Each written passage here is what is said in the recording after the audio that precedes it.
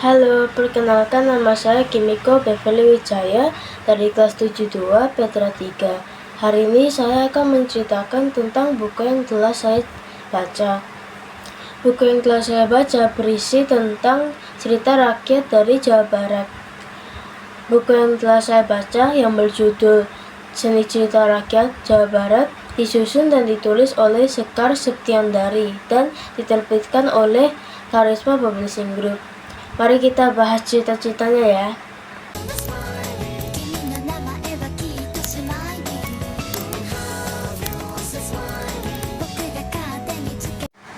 Cerita satu adalah tentang seorang yang sombong bernama Sangkuriang.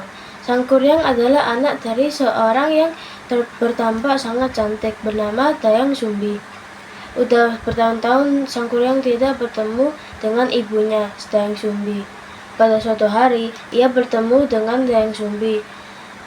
Ia melihat bahwa Dayang Sumbi sangat tampak masih muda dan sangat cantik. Meskipun sudah mengetahui bahwa itu ibunya, Sangkuriang tetap mau menikahi Dayang Sumbi. Dayang Sumbi akhirnya membilang iya, tetapi ia menyuruh Sangkuriang untuk membuat perahu sebelum terbitlah matahari. Karena khawatir Sangkuriang berhasil, Dayang Sumbi akhirnya berdoa kepada Dewata. Dewata lah mendengar doanya Dayang Sumbi dan akhirnya tidak berhasillah Sangkuriang. Dikarenakan itu, Sangkuriang marah dan mengejar Dayang Sumbi. Ia lalu terjatuh dan meninggali dunia. Janganlah menjadi orang yang sombong dan janganlah memaksa kemintaan kita kepada orang lain, kehendak kita.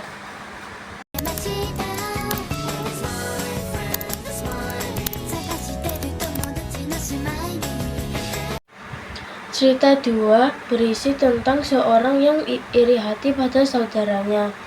Pada saat saudaranya Purbasari menjadi 18 tahun, ia akan diangkat menjadi ratu, menggantikan ia yang bernama Purbararang. Purbararang tidak minta itu untuk terjadi, sehingga ia membuat Purbasari memiliki penyakit, sehingga kulitnya Purbasari berbintik-bintik hitam. Purbasari akhirnya diusir ke hutan dan ia sangat sedih karena itu. Di hutan, ia berteman dengan banyak hewan yang ada di situ. Salah satunya adalah hewan kera.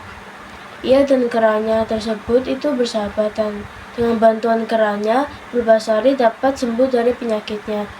Pada suatu hari, Purbararang ingin melihat Purbasari lagi, hanya untuk mau dielok-elokin. Pada saat ia sampai ke hutan tersebut, ia melihat bahwa Purbasari tetap cantik dan masih muda. Ia pada akhir ceritanya meminta maaf kepada Purbasari dan mereka baikan lagi.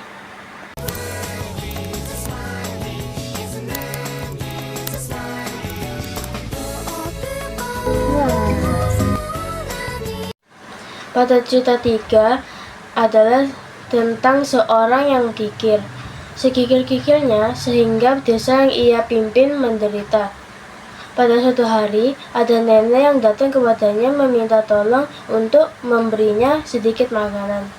Orang kikir itu menolaknya dengan keras, sampai akhirnya nenek itu pergi.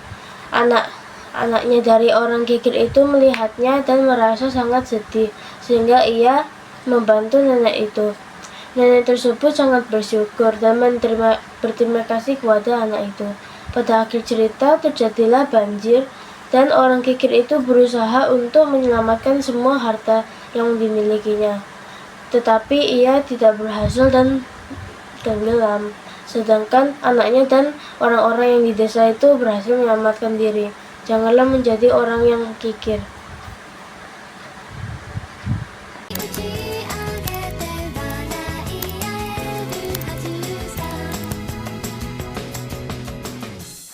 Di cerita 4 ada seorang wanita yang sangat cantik, tetapi ia sangat sombong. Ia memakai perhiasan terlalu banyak, bahkan berlebihan. Ayahnya selalu menasihatinya, tetapi ia tidak pernah mendengarkan. Pada suatu hari, gadis itu memakai perhiasan sangat-sangat terlalu banyak. Ayahnya pun menasihatinya ia berkali-kali juga, tetapi ia tidak mendengarkannya tetap, bahkan menjawabnya dengan kasar. Ayahnya pun pasrah dan meninggalkan kamar anaknya tersebut itu. Pada tiba-tiba terjadilah banjir, dan dikarenakan perhiasan yang sangat berlebihan dan berat yang gadis itu memakai, ia tenggelam dan tidak dapat menyelamatkan dirinya sendiri.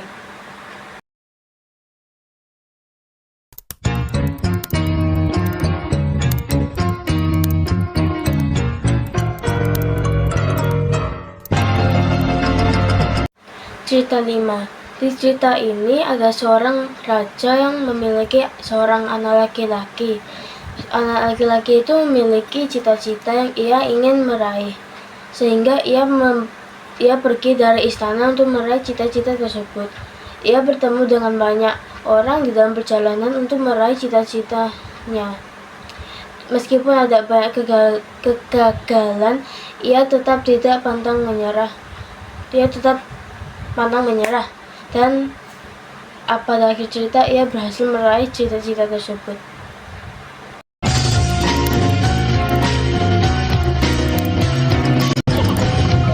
Di cerita 6, ada seorang suami dan istri bernama Aki dan Nini.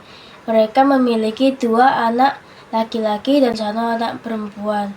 Setiap hari raya, 2 anak laki-lakinya mereka selalu pulang ke rumah, tetapi anak perempuannya tidak pernah. Nini, istrinya Aki, sangat merindukan anak perempuannya, sehingga ia membilang Aki untuk menyusul dengan anak perempuannya, meskipun sudah mengetahui bahwa anak perempuannya sedang di negeri seberang. Akhirnya Aki setuju, tetapi Aki menyuruh Nini untuk diam tunggu di rumah, dikarenakan bentar lagi hari raya, dan hari raya adalah hari yang anak laki-lakinya pulang ke rumah. Nini setuju dan pergilah Aki menyusul anak perempuannya mereka. Berhari-hari bahkan berbulan-bulan telah lewat, Nini tetap tunggu di pantai tersebut. Kedua anak laki-lakinya terus mendapatkan berita bahwa ayahnya telah meninggal, dan mereka ke pantai di mana mama mereka menunggui ayahnya mereka dan anak perempuannya Nini. Terus mereka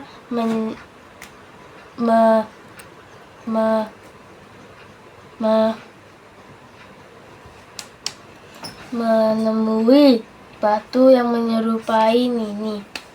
Nini telah menjadi batu.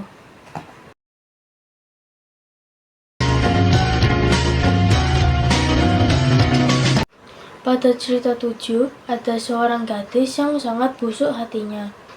Pada suatu hari, ada pengemis yang datang kepada gadis tersebut.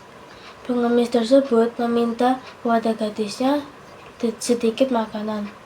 Gadisnya bukan malah membantu, tetapi ia malah menyiram air kobokannya kepada muka pengemis tersebut. Pengemis tersebut merasa sangat marah. Ia pun berkata kepada gadis tersebut bahwa perlakuan kejahatannya ini akan menimpahi ia kembali. Gadis tersebut merasa takut dikarenakan kata-kata dari pengemis tersebut. Tiba-tiba dari luar ada seorang yang berteriak bahwa ada banjir. Gadis tersebut melihat sekelilingnya yang ada air semakin menaik dan menaik. Gadis tersebut panik dan berteriak tolong, tetapi tidak ada yang menolongnya. Ia pun tenggelam.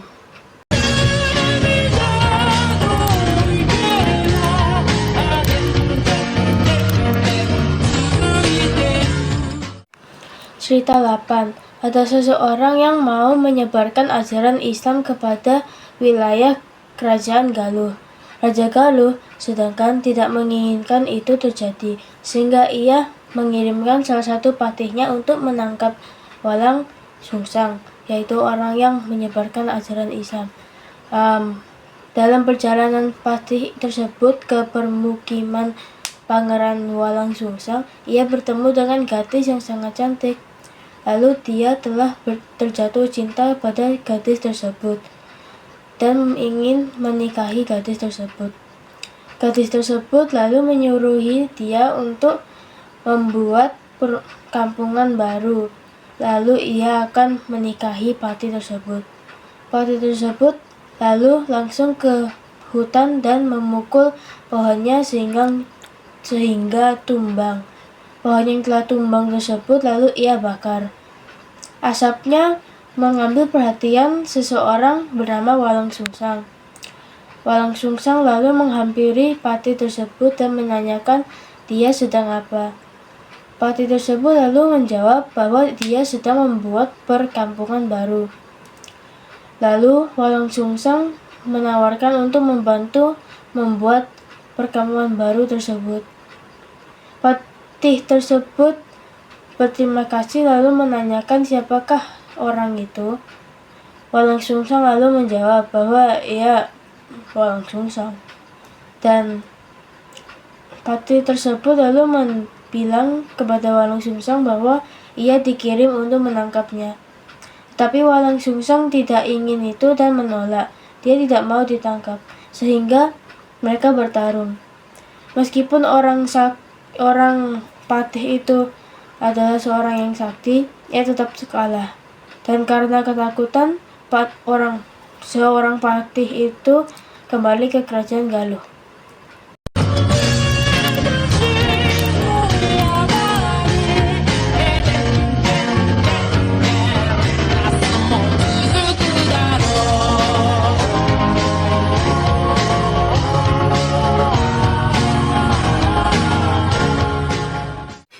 Cerita ke-9.